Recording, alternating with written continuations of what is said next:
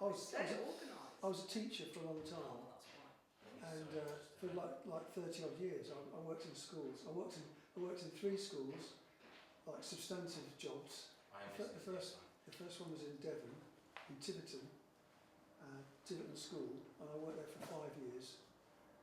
And then this is like a shorthand CV. So I worked there for 5 years. I was a like probationary teacher. I worked there for 5 years. Then I went to Germany. I worked in Germany for 4 years, and I worked in it was a bit like an international type school, you know. But there were also students there from the British Army on the Rhine, like school children that were from army families who didn't want to send their kids to the army schools, so they would come to this school. So it had a kind of an international flavour. So you had kind of some parents who, no, I don't want to insult them, I mean, some of them who thought they were a bit like jet setters, you know what I mean? And they had a bit of money and stuff like that. So is it private school? Yeah, it's private school, yeah. But I think it got some funding from a charity or something, but yeah. And I worked there for a while, so I might talk about it a little bit. I don't want to go on for too long. And then from there, after 4 years, I had a rift with the head teacher over coming into school at the weekend. They were expecting some of us to come in at the weekend on a Sunday and do things, and I said, well, I can do it all in Monday to Friday, you know. Anyway, we had a difference of opinion. So I left and I came to London, and that was the best thing I ever did, because I got a job in Hammersmith and Fulham, and I stayed there for probably too long, like 20 odd years. Anyway, in the course of all of that time, You came back to the UK? I came back to the UK, and I got a job in London, in a school in London, and it was the best thing I ever did, because I met a range of people in education in London that I think I wouldn't have met in Germany, certainly, because it's very much, my German wasn't very good. I learned a bit of German, but not enough really to mix with German people on the kind of level that you want to do it. So in London, I was able to sort of maybe explore myself a little bit more as a person, as well as being a sort of professional teacher. Then I was able to, and I was a bit older as well, and I had a bit more experience, you know. So if I say in London, I started to work with musicians, because I played the piano in assembly, for example. I was a teacher that played the hymns in assembly, you know, and there'd be a choir, and there'd be a lady choir mistress, and I would be her accompanist. I did a bit of that, you know, which was fine, you know, it's all good. And then I met a teacher who was very into drama, you know, he was a proper drama teacher, and he did all his productions, and I thought, that's fantastic. I saw how motivated the kids were in his groups. And it was not like really being at school, you know, it's like they were really into it, and they couldn't wait to get to school. They come to school early to rehearse, you know, and stuff like that, and they were allowed to, you know.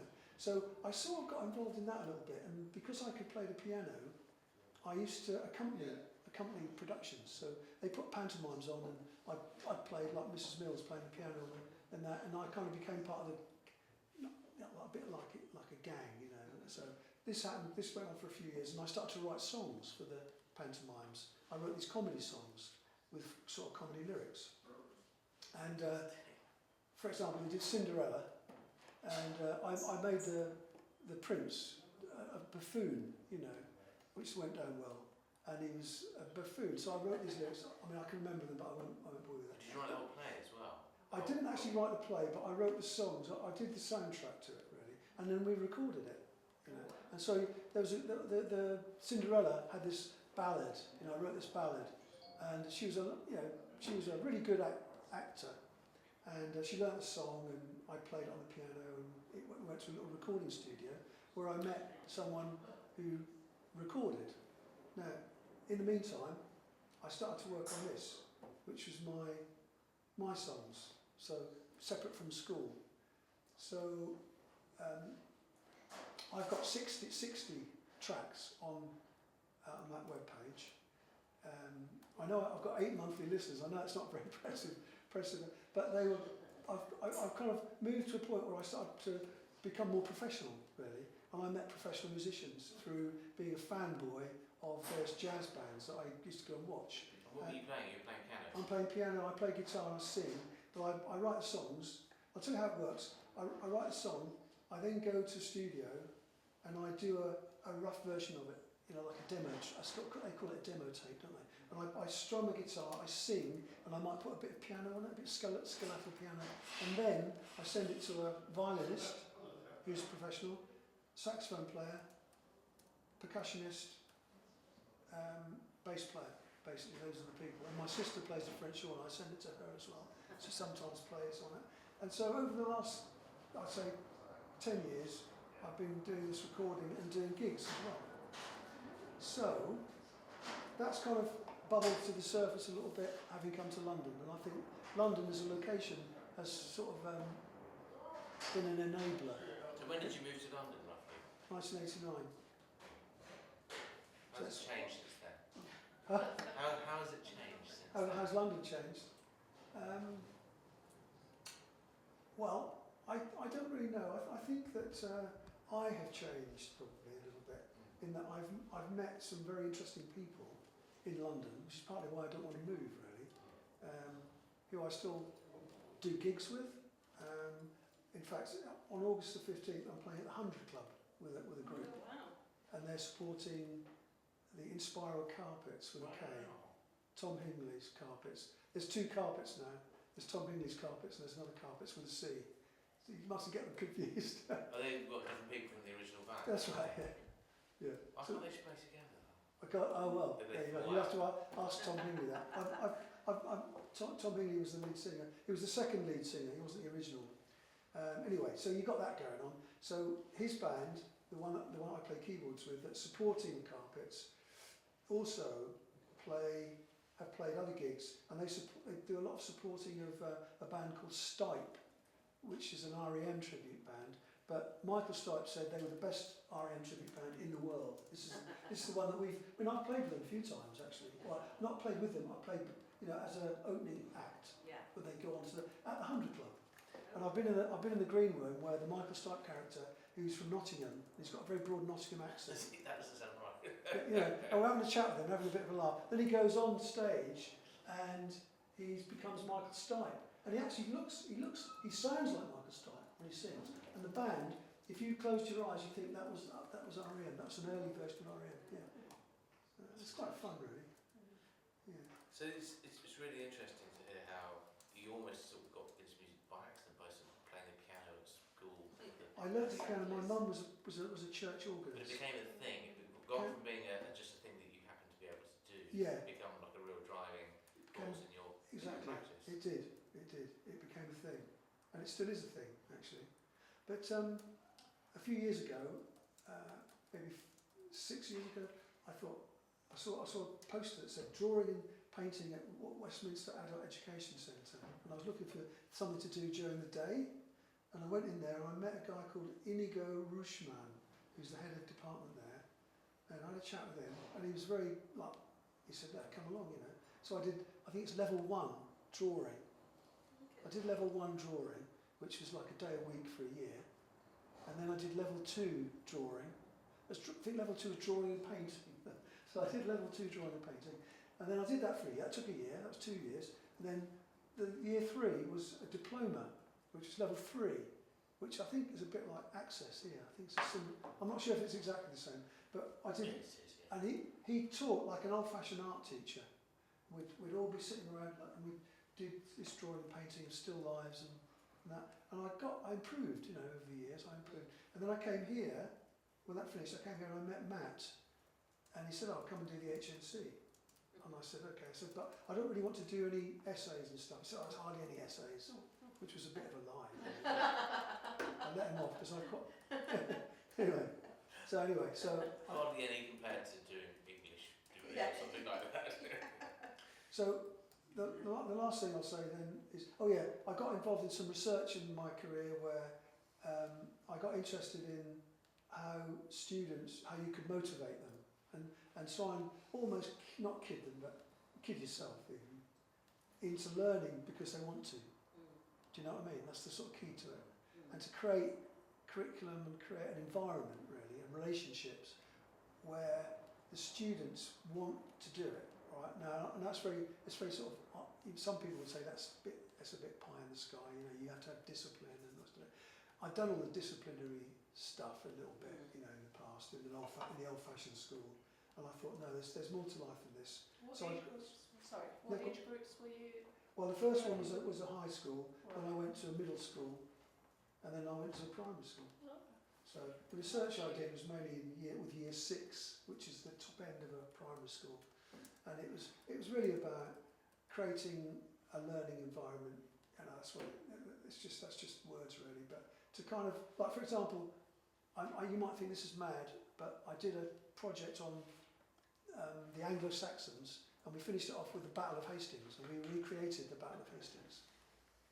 We recreated the Battle of Hastings, and we'd written music for the Battle of Hastings, and they turned the classroom into the Battle of Hastings. And you think, well, that's very dangerous because they might actually start to fight each other. But you know, it didn't happen. It was all very good. So we did that, and we did a Roman thing, and we tried to make learning end at something which was memorable that they wanted to do. So that was the idea, and we did that for a number of years. Then the national curriculum came in, and then some people thought you can't do that under the national curriculum. Right? Well, you had that with those sort of things. Anyway, the last thing is, in January I had an exhibition. I organised an exhibition, and so this is me sort of being a little teacher. Well, I'm glad I'm a teacher. You know, I was a teacher, but I put on a solo exhibition in Acton, and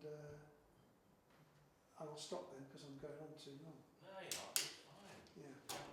But you could even play a track.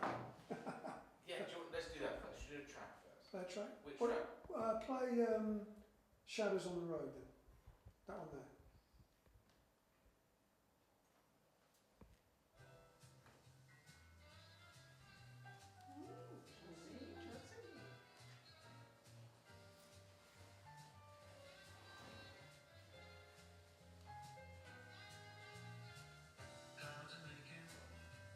Is you singing? Yeah.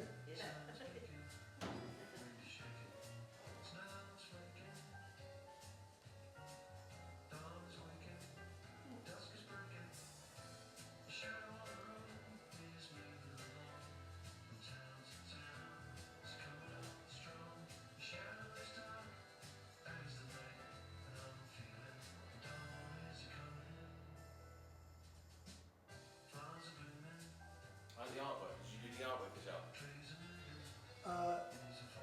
That particular track it was also generated, but the one above it, W, that's one of my paintings, and Sherber to be Rich is one of my Oh paintings. yeah, we'll bring that one up next.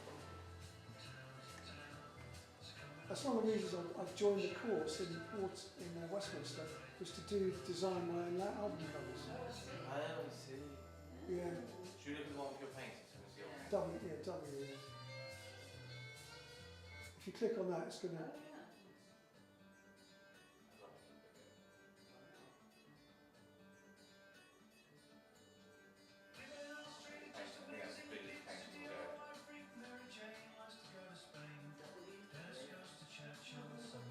Is that postcode W3?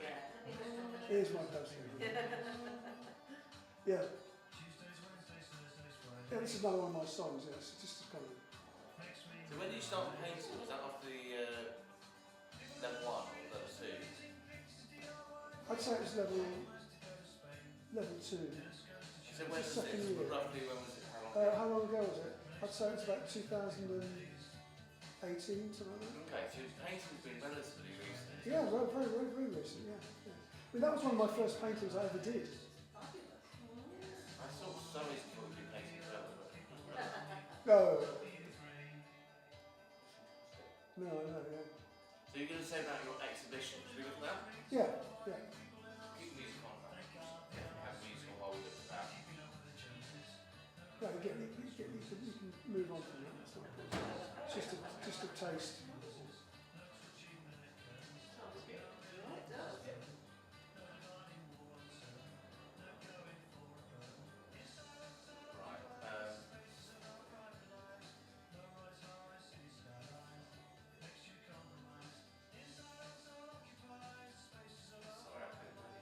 lived in a tenement block at the time.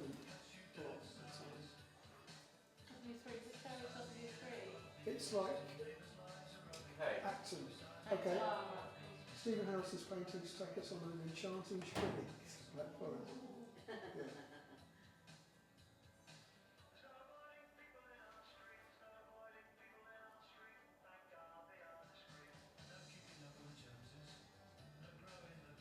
So, what we're looking at here, there we are. Sorry, I can't quite It's see. that sort of top left hand corner. Yeah, so this journalist came. I contacted the journalist, and he turned up. I was quite surprised. Quite surprised. Yeah, I'll just pause that. Can't hear you. I can get rid of that. Yeah. So he interviewed me. I mean, I got the gallery from helping out at the gallery, which is not far from where I live, with a friend of mine who's a saxophone player. It's run by a charity, and I know the person who runs the charity. And occasionally she said to me, "We've got an opening night. Can you do some music for it?" And I've done it a few times with the saxophone player. So she sort of owed me one, you know what I mean? So I said, "I've got some paintings." She said, "Oh, you can use the gallery," you know. So that's how I got the gallery, and it was from knowing somebody again. So this is it really, and I contacted this. I just googled reviewers, and this guy works for. He's freelance probably, but his name's Tavish Khan. oh yeah, I've heard of him. He's Yeah, I think he's quite well London known. art I mean, critic or something. Yeah. So he interviewed me. I sent him some pictures of some of the paintings that he said he wanted that one, and there's another one as well that he put in it, and he wrote an article. The article was pretty much based on the interview that we did. You know, I did after a while. I started to think I'm a little bit out of my depth. I started to think that because he's a proper professional, and I still think I'm acting really. I'm just testing the water. So those thoughts did cross my mind. I guess it's called imposter syndrome, isn't it? I think I had a little bit of that halfway through the interview, when I didn't quite know what to say. You know, I think I said it all. That's what I should have said to him. You know. Anyway, he wrote some stuff, and it's actually quite complimentary. But then I did give him some money. Afterwards or before? After. Oh.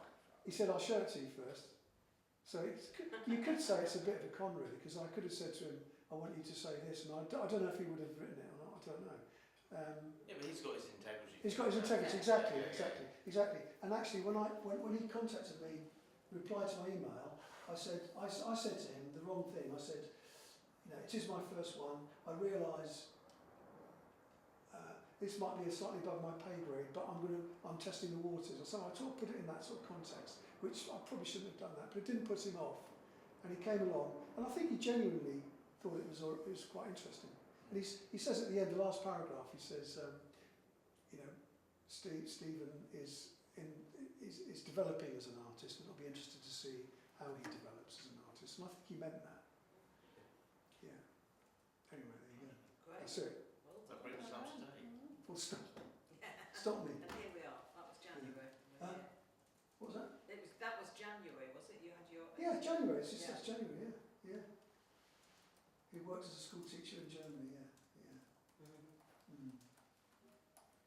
I kind of said that was the kind of, you know, the Germans, the Brothers Grimm and all those fairy tales and the sort of mythology of the forest and all that, and that sort of red blob is a kind of a metaphorical evil, the evil in the forest, you know. It's not Father Christmas then. Huh? It's not Father Christmas then. No, it could do that, couldn't it? Yeah. That's really cool. Yeah. What size is the painting? Huh? What size is the painting? God, I should know that. Shouldn't I? Yeah, It's about this size. It's quite big. I still don't quite know the name. A2, A1, A3, A4. It's A1, sort of like that. Yeah, it's good size. Yeah, and I was quite pleased with that. And I did that upstairs here, not long ago, not very long ago. I think it's partly we're given a bit of freedom to do our own thing a little bit, you know, Yeah. which suits me. You know. That's a really interesting point, Steve Sport. Given freedom to do your own thing. How do you feel particularly.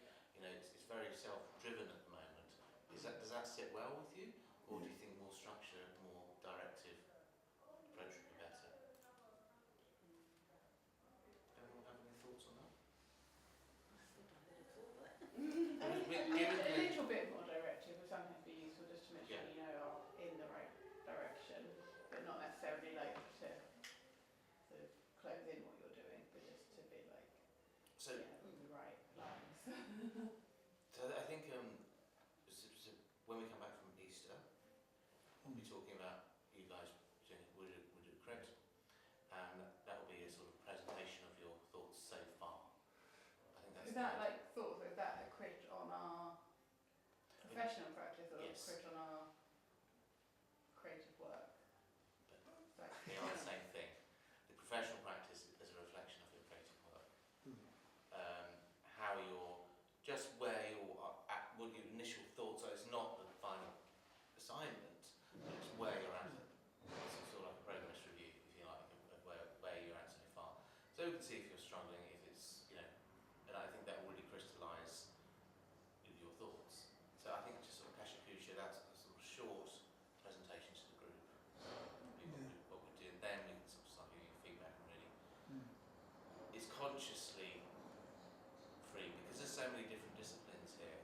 You know, we can't say, right, everyone, today we're going to make a model of a house or something. Well, that's not relevant to me. So I think it's, and I think if it becomes too generic, it could just be like, right, everyone write a business plan for your next 5 years. And that would not be terribly helpful either. You could, I think you could, if you would interpret the specification of the course, that could be interpreted as, right, bring in a business lecturer and get everyone to do a business plan. And I don't think people would like that. I don't think that would really go down very well. And I don't think, and most importantly, I don't think that would really help you meet your objectives of why you're here. But the flip side of that is that it is going to be quite open-ended and it's going to be up for you guys to interpret it.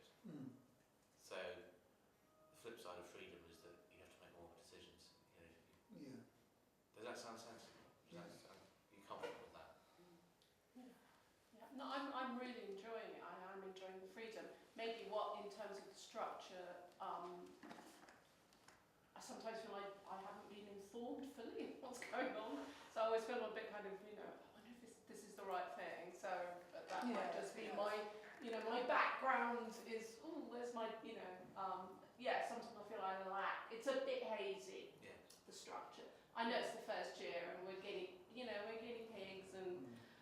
But apart from that, I'm having a really great time, and it's in a way letting go of that expectation of structure as well. Is probably quite good for me, but definitely some information. Sure.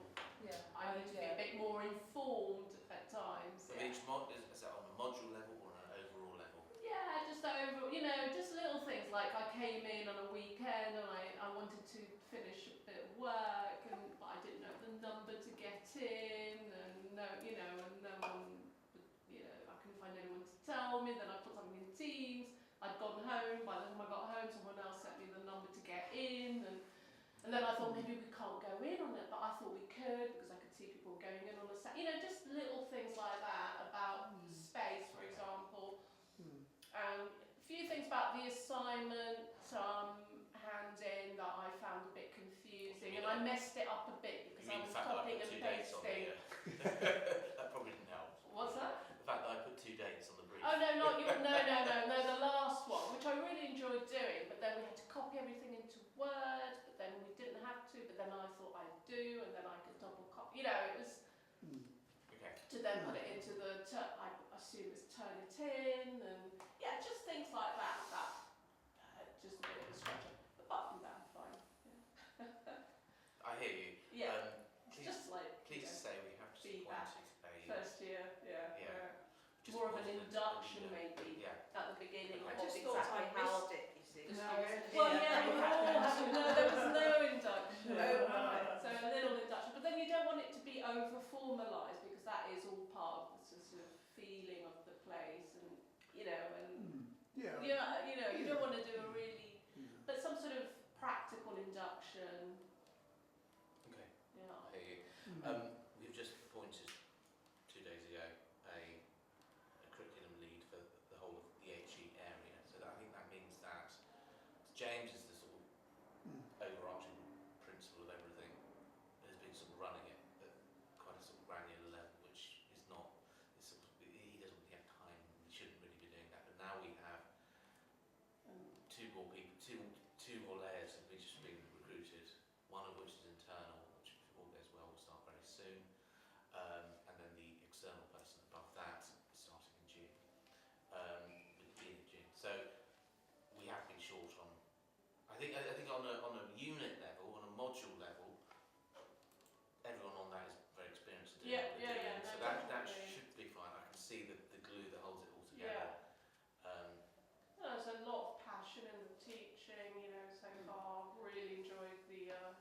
the ideas and the sort of Yeah. no, in that sense it's great. Love it. Well, I Yeah. can tell you that, you know, as school level, you know, if you have any questions, just message me directly. You know, like access to the studio, I can tell you already. The rule is, for out of hours, it's 3 people are supposed to be there at any given time. Yeah, I see on Teams there is that special channel and stuff. Yeah. So that's just for health and safety, just Sure. in case anyone. I know it's an incident or something. isn't it? Yeah, it's just so far away. The building is, you know, Yeah. just for everyone. It's not. I mean, for the 16 to 19-year-olds, obviously they're not allowed to be in a room Sure. without a teacher. You guys different, but even so, this building can be very empty and quiet, and Yeah. all sorts of people from different institutions will be here. And to Well, go anyone to, can walk in, can't they? yeah, we're not happy Don't worry about about it. that. No, it's not our building. It belongs to No, no. RBKC. They own it, so. Yeah. But yeah, no, we want to give you guys as much access as possible. I think Yeah. No, just the clarity about that really. Yeah. This building is not. I'll be I've honest, just, this I've building's just, not I've just perfect. been finding out as I go along, talking to someone, next to me. So that clarity at the beginning would be great. Yeah, I think. I like going up and down stairs because it gives me a bit of exercise. Yeah, good for you. Good for you. Glad no one here uses a wheelchair. That's all I can say. Yeah. That's a good point. Good. You said what? Yeah. Wheelchair. Oh yeah, access. Or stuff. even people who don't use wheelchairs but are still ambulant. Yeah. Yeah, I worked out one day when I'd had to go on about 3 times that you need 10 stanner lifts to get up to the top. Oh, did you? floor. Ten? Well, only the little, Flora Heard. Yeah. Yeah. So we go up there. Yeah. Yeah. It's, Okay, that's really useful feedback. I will take that forward. Anybody else got anything else to say generally about? Well, you know about me and my access. Yeah, short courses. So it's one. Oh per yeah, term. me. Yeah. one per term. How many? One per term. Yes. Is that being firmed up? Because I'm trying to get on one next. It is. I'm reading between the lines. They're kind of. Well, it's one per Because year. it's meant to be one per year. Isn't it? It's One meant per to be term one now. per year, but for MA students, I have negotiated one per term. Really? Because I've been asking for weeks and no one's come back. To me. Yeah. I just went to see Andrew. He says, Talk to me about it. Just send me a message, yeah. Which I've course been you trying to? struggling The problem as is, well. some of the courses are quite expensive and have Yeah. huge waiting lists. Mm. So there's a bit of an issue of paying people. Yeah. Extra. So, The Yeah. maximum is So which- 300 quid now, isn't Yeah. it, your course? That's correct. How much? 300. Oh, okay. Well, Which first one are was you- metal sculpture, but I said if you can't get me on that, just go on the sort of creative drawing, collage drawing thing. These are Waterloo, yeah. Yes, but the problem is I tried to get on the creative collagey thing before, and then it was stopped because there weren't enough people. So it's a balance of getting onto a course where there are enough enrolments. That's the Yeah. problem, Because if yeah. they close it down, then it's too late to get onto anything else Yeah. because they're all full. So it's trying to get that balance. It's So I really tricky. keep Yeah. chucking them. Yeah, Any of those. I just booked chuck on one them. in September for Which one was for that? February. It was biomaterials, and then like 2 weeks before it said it wasn't going ahead. But I've now had 6 months without Yeah. a course That is because a I good was risk. booked onto that one. Okay. That is the What would you danger. like? What would you like to do, Bernard? I haven't really found the other ones that I can actually do like on days that work Okay. for me or anything Right. like that. I'd still like to do the biomaterials one, but obviously That's it's that. not. I can tell you that was one that was like an experimental one. Mm. Put a lot out there to see if they Yeah. run. I've been trying to run a textiles screen printing one. I've got this amazing tutor who's desperate to do it. Yes. But we I could do And I that. can't. I'd do It's that. not run. It's not run. It keeps on not running because I can't get enough people. What's the minimum? I mean, I could probably run it at 4. I'll get But they wouldn't do it with 4 for No, not four paying without anyway, paying. would they? Well, we are paying on Well, one. I can break a few rules because we call it a pilot. If you all want to do textiles, I'll be very happy, and we can say it's a pilot. If you do touch up on them a Thursday afternoon or evening, that would suit me. Yeah, it could be. I mean, I'm up for it. to He's do an amazing anything. guy.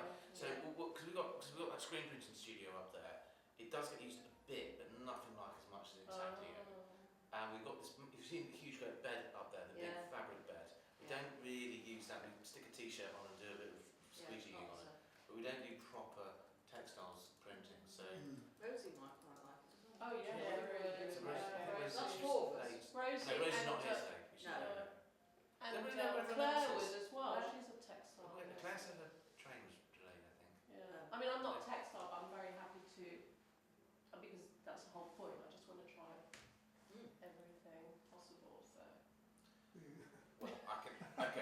push my Just give it own to agenda. Give me them. one. I would highly recommend furniture making. Anyone's interested? Ah, the one that we can go No? on. Okay. Why? Oh, no, it's okay. No, I'm joking. Yeah, No, I'll no, try you don't furniture want to. making. If you want to get up there in the wood workshop and do some Yeah. stuff. And we're doing also last week we did a sort of session, Philippe, in the making our frames Yes. in the wood thing, and that was Yeah. really I really Yeah, enjoyed yeah. that actually. And then a couple of weeks ago we did the screen printing kind of masterclass. Really enjoyed that. I mean, even just having these masterclasses are great. I think just as a Yeah. taster, Yeah. and then you can think, oh, I want to explore that more. Yeah. That's a really nice one. I booked on the screen printing here in paper in April. In April. I've had to gather people from where I know to try and put Yeah. the numbers up. What day is that? I think it's Friday morning. Okay. Let's see what happens in winter. Do you mind? What happened to winter? Don't know. Is it filming? Is it? Yeah, I told him, don't worry about the film, you're not. I was just going to see if he's alright. He came in on that. You guys okay for him? Yeah. Oh, yeah. I'm here from you. I'm anything. You're alright. Get to the Not next snips, thing. but yeah. Right. I'm a Kurdish from north of Iraq. I'm a painter, I'm doing sculpture and stained glasses.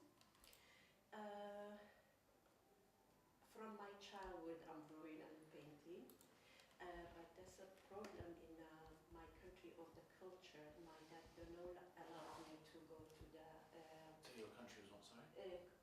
Iraq, north of Iraq, Kurdistan. Kurdistan, up north.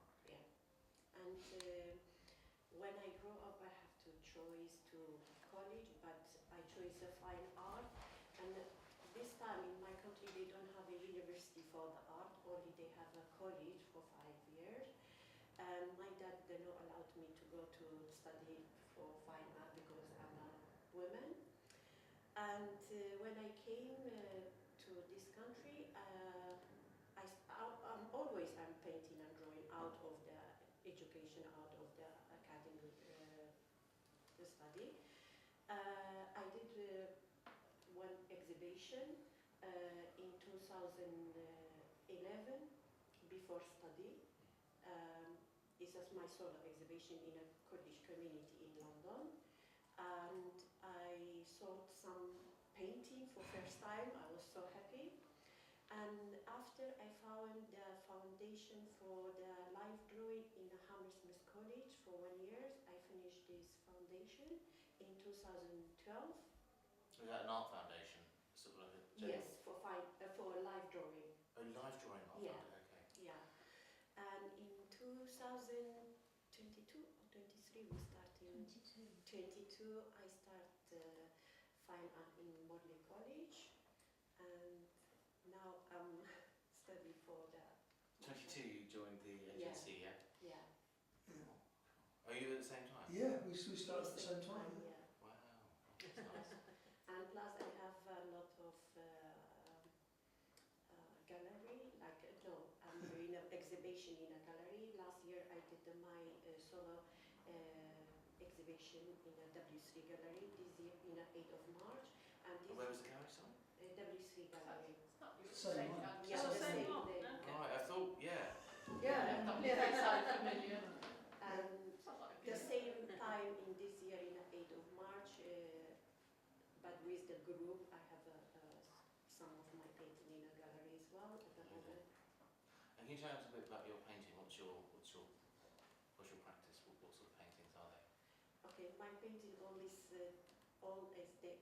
they have a story.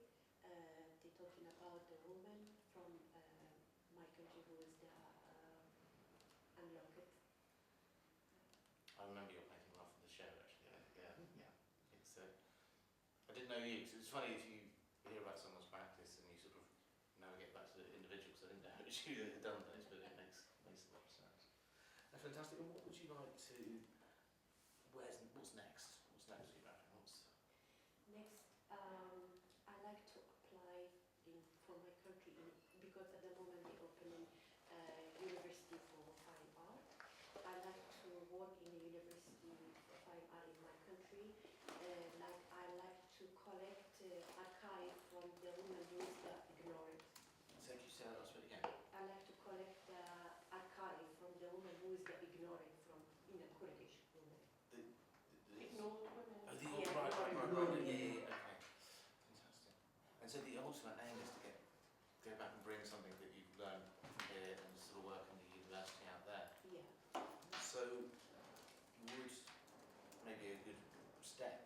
to get some experience in teaching here in this country to take that back to teach. Would that be a plan? I didn't have a plan to teaching here, but Not here, not here, but yes, but in my somewhere. country, yeah. But teaching is next. Yeah. That's the direction you want Yeah. to go? And I have some because in 2013 I go back to my country for 2 years. I've been a art teacher in a primary school for kids. Right. And in the summertime I have a course for art from the 5 years till 12 years. Mm. Do you go back quite often then? To Iraq? You'll see so many changes. I've never been there. It'd be fascinating. Not now, no. Not now, no, No, not now. So, yeah, upsetting, it's Yeah. terrible.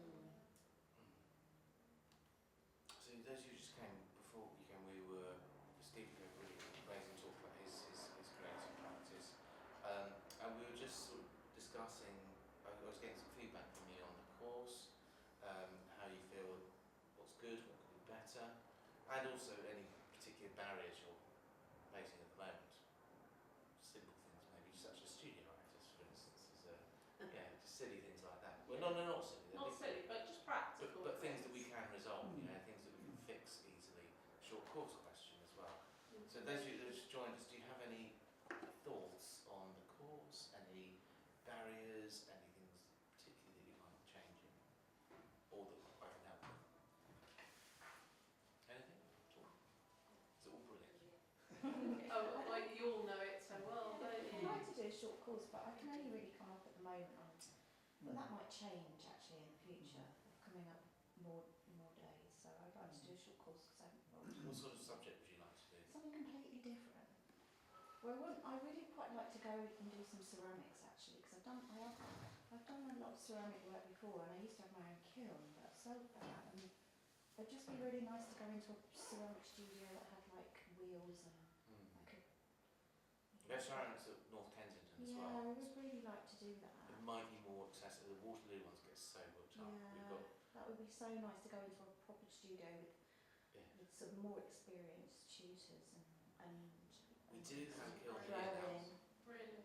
We don't have a wheel, but we have a kiln. We've got a really good kiln that was donated, and I What just here?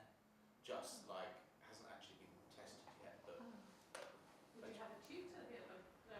yeah, we do. Well, two things. First of all, we do have tutors here who Matt's very experienced in ceramics. Pina's very experienced. Pina's going to be testing it. Yeah. She got all the shelves and the Oh, cones. okay. Yeah, the cone. we've got Oh, is shelves it- and cones. Yeah. It's a big pull-out thing. Did you get it from a school, was it? It was an old ex-student at Morley who Oh. studied ceramics here, and very sadly he died having only used it a couple of times. So his family donated it. Oh, now it's going to go to really good use. So we've got a little room for it. You know where the cafe is outside back Yeah, there. yeah. We built a room for it. Oh, okay, that's So So it's interesting then. just been wired up, hasn't been tested yet, Oh. but hopefully that will be a test Yeah. firing quite soon. We've also got Flora, one of the technicians who's experienced with ceramics. There is a lot of experience in the college, So in that this could be like centre. a masterclass again, couldn't it? Like a session. Yeah. It'd be nice to get back because I bought myself a little tiny wheel it was a tabletop wheel. And I had the kiln for about 20 years. Mum's little top load. I got it fixed. I couldn't Well, use look, it. So I can it take that would as be an action that lovely. maybe I was get doing Yeah. ceramics at Waterloo. Oh yeah. Now, Are you doing this wheel- term, wheel and based? I'm mixing it up with wheels, which I'm Yeah. finding very hard. Oh, That would I be my loved it though. year's objective. Yeah. I taught myself to Get throw that on this wheel little tiny sorted. wheel. But I It's only good. Bloody I could hard. only get like I made bowls and Yeah. I make small things, but then it's the turning afterwards and getting. Oh yeah, Oh, it's yeah, just yeah. such a lovely thing to do. It is a lovely thing to do. Yeah. Yes, it is. Have you ever done it? Get your hands dirty. would a little induction Definitely. I could work some again. How many people would be interested in the ceramics induction? Yeah. Oh yeah, definitely. Yeah? Oh, you like ceramics? Yes. Next year Put your hand I'll up. try for the short You, term. I reckon you really like sculpture. I've done I like throwing. sculpture. Yeah. You don't want? I've done clay throwing. Oh right, on a wheel. Yeah, Right. on a wheel, but I've never done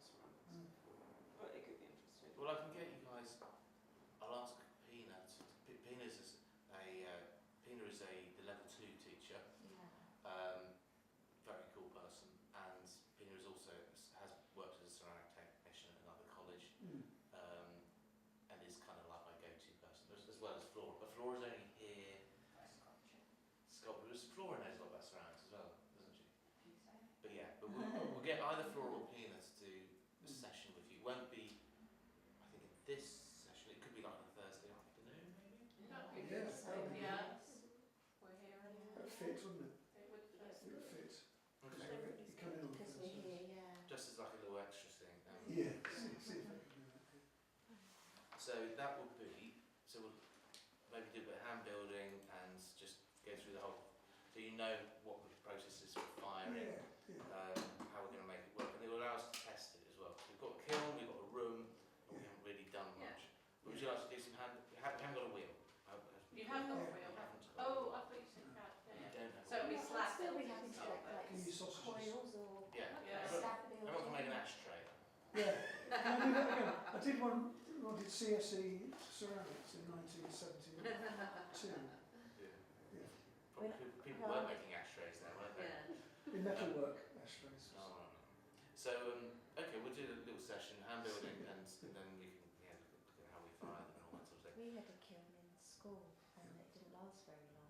Oh, It was such a shame. There was 2 kilns and they didn't last very long. And so we ended up, I couldn't use it. When I first got there, I was like, oh,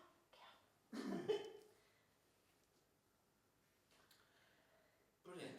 Did you talk 2 weeks ago? She's been called to.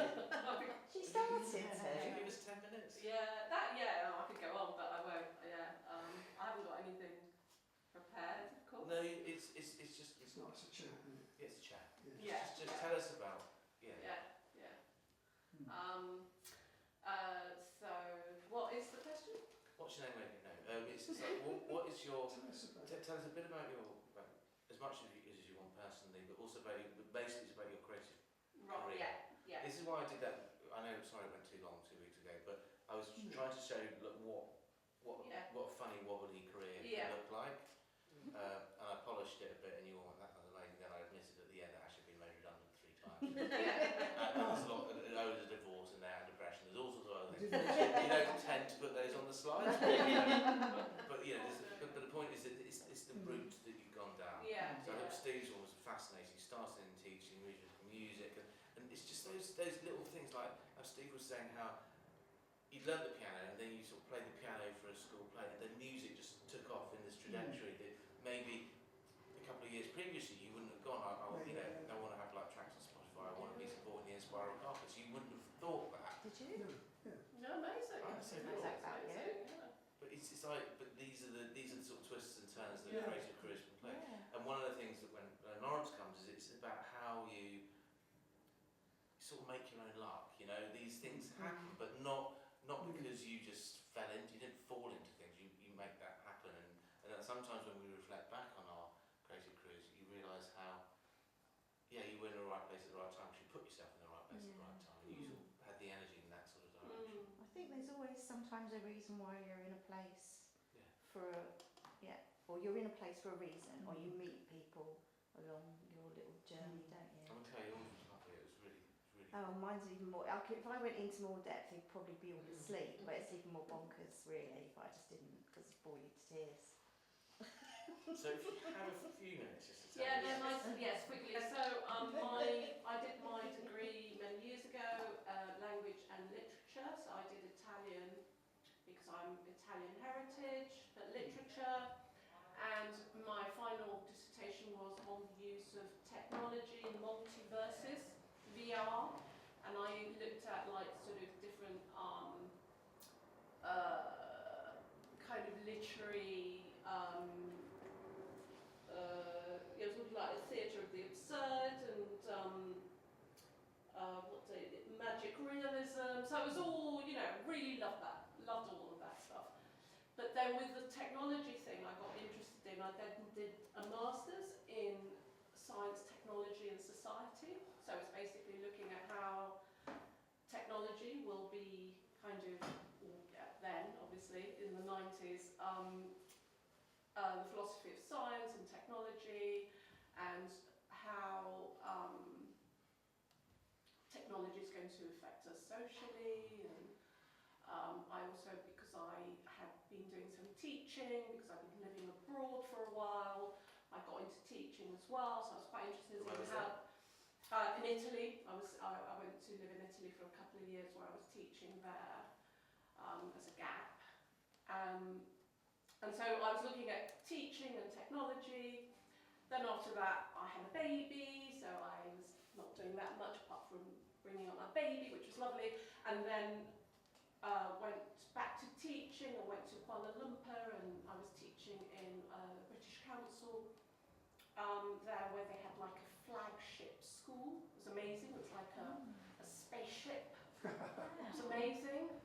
And you just had to use all sorts of different technology they had there, so using lots of film, lots of music, getting students to create things. So it was actually a really creative teaching experience. I was a bit kind of, I was just doing teaching just to, you know, just as a jobbing thing. But this was like, wow, this is, you know, really big fun. So I came back here, I got a job here at Kensington and Chelsea. Did you? I did, and I became the e-learning advanced practitioner. So when was that? Oh, that was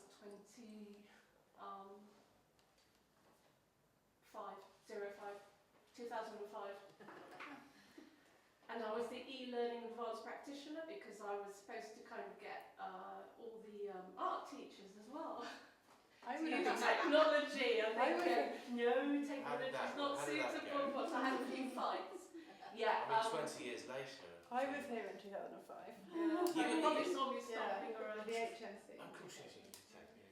Now, how did I get on? Well, I managed to do all the free art classes here, which was great. Did some amazing stuff like life drawing. Paul Gilder, I don't know if he's still here. Paul Gilder, he's probably gone. Brilliant artist as well. I really liked him. And I did experimental watercolour, and I had a really good course with her. And then when I came, I wanted to do it again. She asked me not to come back because I was an advanced practitioner. She said about saying that, but anyway. Yeah. But nonetheless, I'd always been doing a lot of drawing and painting since I was, you know, in my teens. So that was always something at the background. So carried on with that. And then This is when you had small children and. Yeah, I mean, just generally in and out all the time with like drawing and painting and stuff. Then what else? Then I left here and I went to work as a educational technology sort of consultant advisor for a company called JISC. Probably know JISC, no? It's How's it spelled? GISC. Yes, I have seen Yeah. It's all kind of, it supports all the sort of educational sector and stuff. Then I got made redundant from them. It was a good job. It was a really interesting job because you just learned lots of things. And then I thought, I'm not going back in their fee. So I managed to get a job in HE as an educational technologist. Where was it? Well, I'm at City St George's now.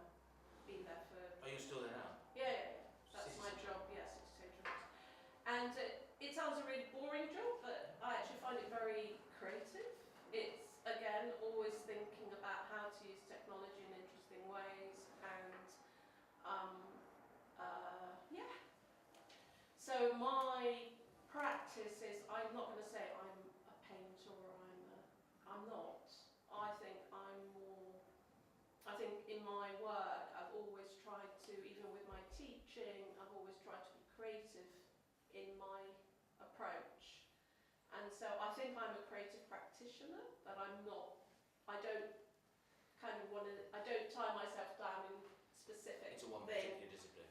Yeah, because I mean, you know, obviously I'm interested in the printing, and the ceramics, and the drawing, like, you know, women, kind of exploring all those things, but I think I'm more,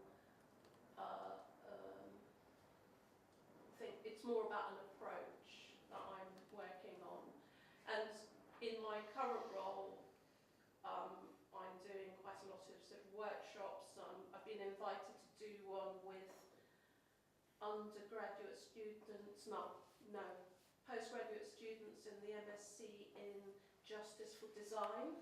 So I'm going to support them with Is it at City St George's. So we're doing collage, but to create a zine. So they're going to be creating a zine with sort of design justice. It's on the is it MA? Is it? MSc. MSc. On an MSc. And yeah, so I'm getting invited to these kind of things. And one of the things is I'm trying to kind of move away from my job, actually. I feel I want to do more stuff without jumping through other people's hoops. I'm at that point in my life where I don't really want to jump through a hoop, you know, it's, yeah, whatever.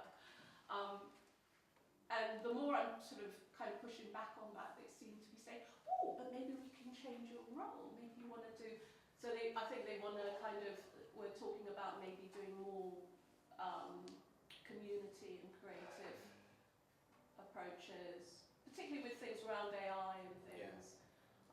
So yeah, quite excited by that. That sounds really interesting. I mean, I don't know what you guys think, but the idea of creative technologists 21 years ago, technology meant a different thing back then. Absolutely. It was a very other thing, it was a different thing. Yeah. You know, I know people who used to sort of make a lot of money going into offices and teaching people how to use Excel and Word. Yeah. Basically how. So technology was a very different thing. Now just technology is just like breathing, it's just like being basically literate. It's just part of everything we do. So it's not, so maybe in education technology in the future becomes just education. It's just education.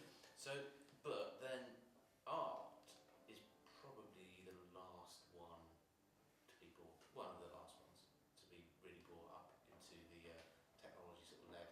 I mean, you know, only recently have teachers started to use Teams here, and they're still a bit reluctant as a way of communicating. So, do you think that there is maybe interesting things that can be done with arts education in the technological space without it losing its analogue roots? What does the future of art education look like? Well, also, I don't, because I work with law schools, I'm not really in the art education But you're in education. environment. Yeah. Education's education, you know. Yeah, no, I agree. Yeah.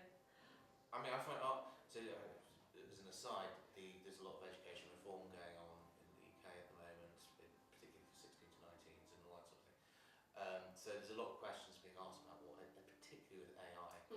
That's why I want to sort of, those of you who know about AI, I want a bit more input on that, because I don't really know an awful lot. And we have a speaker coming in who works for Sony AI in a few weeks' time, who's written a novel about AI. Somebody who falls in love with AI, I think. But I mean, I think, you know, one of the things about, and Nina mentioned last week, a creative technologist, you know, and that's actually... were you a creative? No, I know you studied AI, didn't you? I did physics and philosophy. Physics. But you wrote a dissertation. Oh yeah, my dissertation. The dissertation was on AI. Yeah. So I looked to you as an expert in this. Would I be wrong? Oh, I don't know about Because you're a bit younger. Yeah. But I mean, I think in terms of the skills that you need now in education generally is creativity is one of the skills that they're talking about. Collaboration, creativity in the face of AI, because that is where the content, we have the content with AI, the education was always about content, just get those facts in your brain, what those history, dates, what does this, but the content that's what AI is all about, you've got the content. So it's not so much learning the content, it's what do you do, what skills do you have. So in HE, we've always ignored skills. Skills are for poor people or people who go to FE colleges. Now they're always banging on about skills because that's what employers are saying, that graduates don't have skills. So what skills are they looking at? Creativity is a big one they keep talking about. It's so important that to help to be able to be that creative person in the world where AI is becoming bigger and there's so much more advanced than it was. Be able to just put a pen to paper or a brush to paper. Maybe people will be looking at that, as it's your skill set, isn't it? It's not something that you just typed in or come up with, but you can still use that for research, and you can create and then reverse it back. I like to do that. I like to look at that and then how am I going to come back and how can I be analog with what I just found out and research through that. I think that's a really good tool to And I use think AI for. this MSc, for example, the Design Justice course, I call him the Professor of Comics. He's quite a famous graphic book designer, Mexican. He's the lecturer of this MSc. He wants us to do this kind of analog collage session, because he said when he asks students to make a zine, they're always doing it digitally. And he just wants to take them back to working with their hands, working with bits of paper, and to kind of and one of the things that I'm going to be talking about is I'm also do serious play facilitation, where the argument there, and there's a lot of academic backing documentation that backs that, is about hand intelligence, that sometimes you do hand intelligence. Oh yeah. So sometimes your hand knows stuff before your brain catches up with it, and it's about kind of developing that hand intelligence by doing things. So I'm going to write about that I think it sounds in my brilliant. blog. I love it. Yeah. I mean, one thing I've noticed with the younger kids that we get at this college is how much they want to do things by hand. You know, I think a few years ago everyone was all about computers and we need more computers and get everyone on computers. They want to make things. They want to get hot glue guns out and burn themselves and make stuff and play with clay and actually much more. There's a real because they are so digital. The young people are so digital. Yeah, it's almost like reverse. That's that. Yeah, there's nothing exciting about saying, right, we're going to show you how to use Illustrator or Photoshop. They're like, yeah, all right, I've actually got an app on my phone that does that. So, you know, it's actually quite hard to get them to use the professional programs because they kind of feel, and maybe they do know better than we do. But analog seems to be hugely valuable. I mean, one thing that I've explored in my interests is how I think I talked about this 2 weeks ago, is how you make things, digitise them, print them, hack into them physically. That digital analog space is something that I've found quite interesting. Probably just like toys, really, like playing and stuff. But the physicality of things is, you know, we live with people who live in a world of objects. That's never going to change. You know, we are going to need stuff. Embodiment, whatever. Yeah, but we all need furniture to sit on. That's not allowed to change. The physical stuff does matter, and digital stuff just becomes more and more accessible. And just almost invisible. I think that's brilliant. So I mean, so do you think maybe you're sort of investigating education? I mean, you've got so much stuff, so much knowledge of education. Yeah, but that's what I love about that. Go away. But it keeps coming back in, doesn't it? Once you're in there. But I mean, I would just love to pick your brains a bit more about artistic education. What's the future of artistic education and design? What's that going to look like? How are we going to do it? How is it going to be relevant? And how do we not sort of teach people how to use a computer or their phones? They know that already. Well, I think that probably working with this Design Justice unit module will probably, give us some insights into that. I think, So what is it? Tell me more about the Design Justice module Well, it's part of the. It's called HCID, which is the Human Computer Interaction Design Lab, and it's for computer interaction for the benefit of humans. It's a great department at City St George's where they design for good things. They're not designing bombs and things. They're using technology to design for the benefit of humanity. So they do a lot of stuff. Example, design stuff for older people. People in residential homes who need more. Is that Helen Hamlin? Is that connected to the Helen Hamlin Institute? Oh. But the RCA is the big design. Oh, that's probably a bit arty for me. No, but this is computer design, user design. And so this Design Justice and I think that's kind of, I don't know much about it because I'm just doing this workshop, but it's about designing for inclusion and for justice, for you know, sort of designing for inclusion. Okay, that sounds really interesting. And do you think that's a direction you want to explore as part of what you're doing here, or? I think inclusion is definitely definitely a big thing for me. Even though I'm saying I just want to paint and have a nice time, but I think these thoughts come, and then you just put the context in, and I think inclusion is definitely, you know, women, age as well. Neurodiversity, I mean, that's what we see. Big thing, because my mother was neurodiverse and she was a sculptor. She really influenced me a lot in my creativity. And she always used to say to me, it's all very good you've got a job, but what are you going to do in your old age? What are you going to do about your art? Yeah. So I am doing this Yeah. because she told me to. Good. Good girl. Yeah. Excellent. That's amazing. Well done. Yeah, but she was Yeah. completely bonkers. Yeah, That but sounds fascinating. I think she's way ahead of her time. I mean, that's Well, that she's generation yeah. is what we say. That's It's all very well having a hobby, Well, but no, when you're going to yeah. do for a job, then she was Yeah. against the No, I know. Well, She was in the original 1960s dropout. yeah. My parents completely the opposite way round. Go, oh, just get a I job, know, any job. Doesn't matter what job you do. You know, that's everybody just a hobby, isn't Well, it? she I was mean, like, yeah, that's what I was Insane. told when I was, And going it's, to school. that's just like, Get a wow. Yeah, Boy, get a job. it's Yeah, nice you got a just hobby. any old We all job. have hobbies.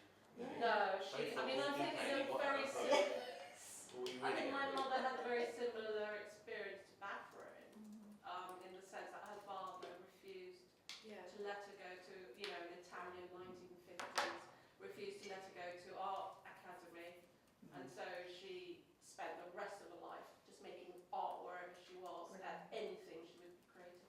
It was a big thing. That was a big thing. She had her art, her sculptures in Morley. In the gallery as well, but because she died last year, in the entrance. Wow.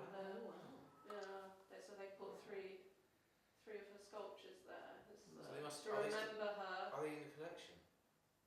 No, they're not in the collection. No. It was just a kind of memorial thing. That collection. Thank you so much. Right, I should Lots of things to say. Sorry. No, that was brilliant. Sorry there wasn't more time. I'm going to go get Lawrence now. He should be here. I think my phone's been buzzing, reassuring his reception telling me something. In the meantime, James just wants to have I've come to talk to you all. Hello. James, we've seen a few people today. I think the exhibition has taken a few people away from us. Oh, okay, cool. Hope you can pass the message on to everyone. It's around the loans and your fee status around the MA. So how many of you are full-time? Four. You're all full-time? Yes, and so I'm part-time. you're all part-time. So this doesn't really involve the part-time ones because you're lucky. Okay. So this is just the fee status. I know if you're applying for a loan through the Student Finance England or Student Loan Company, they're putting you on the part-time route. And that is because, I've looked into it all, you have to be on the part-time route because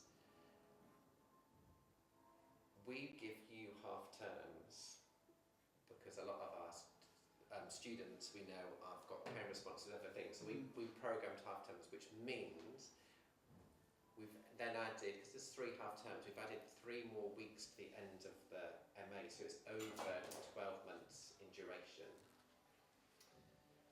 which then puts it into the part-time mode. So basically, I'm going to have to work with finance to do your funding schedules to fit the loans, if that makes sense.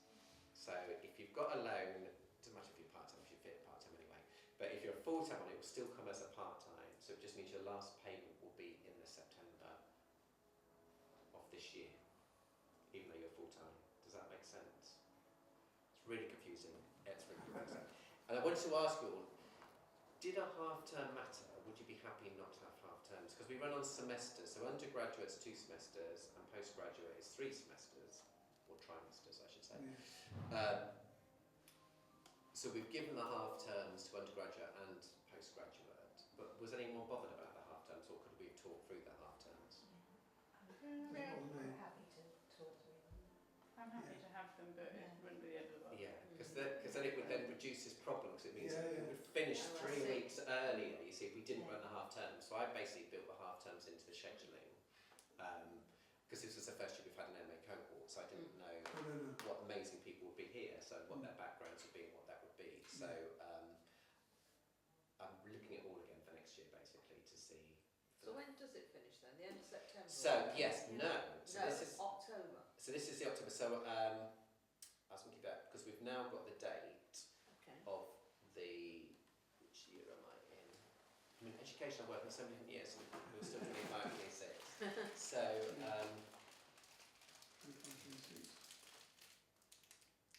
just double check. Yeah. So your show will be. The show will begin the 20th of October. Oh, right. And it'll be in Morley Gallery, Waterloo, and that will be for both weeks, part-time and full-time, because you have an interim show if you're Oh, right. part-time, because they have half their final measure project this year and half next year, so you have a full 60 credits of final major project. You have 30 credits this year, 30 credits next year, if that makes sense. So there'll be an interim area and a final. Oh, blimey. So it's going to be That'll be at the gallery. the gallery at Waterloo, yeah. Mm. So it'll probably be a set-up on Monday the 19th, and Monday 19th is Tuesday the 20th of October, and then they'll have private view on Tuesday the 20th. That's good. What's that? So if anyone's got any questions about the fee status, just let me know about the loans. I will talk to finance everyone and sort that all out as well. Is that okay? Yeah. Great, thank you very much. If you get rid of half terms, Yeah. staff could say to their students, we're going to have an unofficial reading week. Well, we've got that level because we give you a certain amount more I weeks. know, yeah. So what we'll have to do, we'll have an HPL with sessional staff who's paid to come and teach anyway. So Exactly. we're still open. Exactly. It's just that when we designed it, I designed thinking people might have care responsibilities next Wednesday, which is why I put it in. Yeah, yeah. But if the general overview is that it's not that, but it may be that someone can join in from online, for instance, next year. So it might be a bit of an online session. So if you've got care responsibilities, you can sign up for